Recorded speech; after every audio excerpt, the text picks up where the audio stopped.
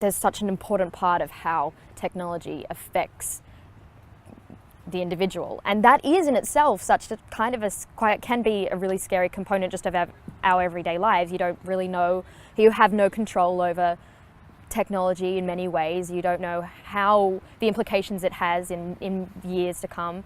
So I thought that was a really smart idea to involve so many of those qualities then with these fantasy elements of this script, which I also thought was fantastic. You know, when we first started talking about this project, films like Black Swan or Pan's Labyrinth, that kind of really dark, sinister, creepy vibe, but it's still whimsical and charming almost, and that's something that I really love. You know, I think it's when films are too obvious, you know, audiences are smart. They're not wanting to see, you know, the obvious plots and obvious characters. And so what was really interesting about this, and especially about, you know, the directors and producers of this, were so open to collaboration and wanting to develop ideas and characters, and it's such a collaborative process, and that's why this has been so fun to work on. And Laura is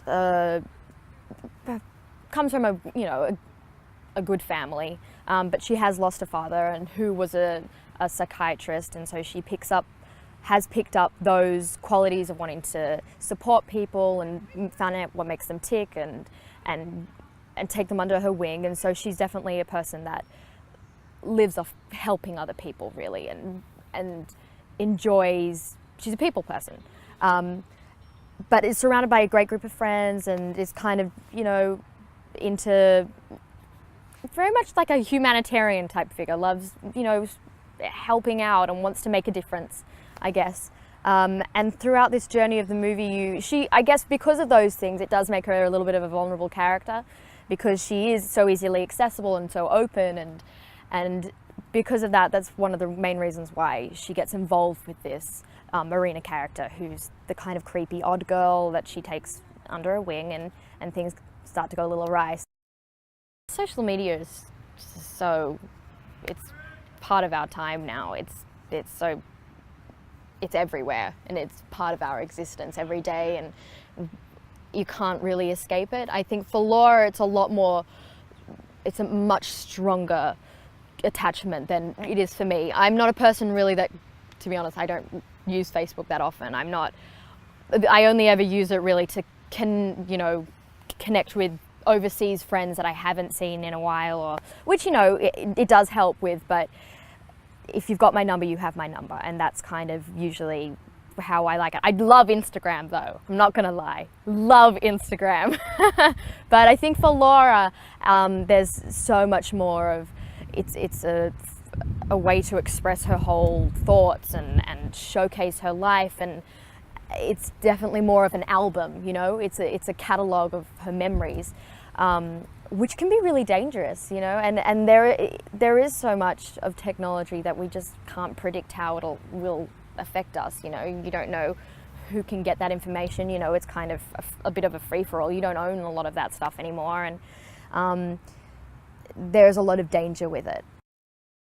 Well, I think what really tips her over the edge is that before this, Marina's invited herself to Laura's birthday party, and, you know, Marina's kind of, from before that, been really intense about wanting to meet and talk about, has become a little bit of obsessive about Laura, and Laura's backing off and going, okay, obviously I've overstepped and I need to back away now because it's getting too much.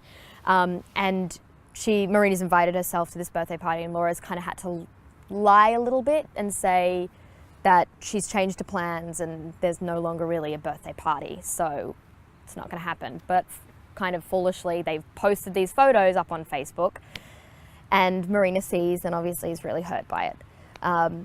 And so it's not just that image of like, wow, there's this beautiful life that I really want, but it's also, you know, comes with, I'm never going to have that either. It's been amazing. It's just been, I cannot actually express how much I love this crew and cast. It's the best group I've ever worked with, really. Like, in its entirety, everyone is just so delightful and positive and passionate, committed. It's quite extraordinary. I think Simon is kind of crazy, but he's brilliant, and he's one of the most passionate people I've met. And, you know, he needs to probably relax a little more because he's overworking himself out of so much excitement and just, you know, passion that he's getting so tired. He'll come, you know, to set every morning. The first week we were filming, he was just like, everything is so good, I love it. And like, would go on for, you know, minutes talking about how fantastic the rushes were. And I was like, Simon, did you get any sleep? Like, by like 12 o'clock, he'd be like, oh my gosh, I'm so tired, but I'm so excited. Like, he's just so great to work with.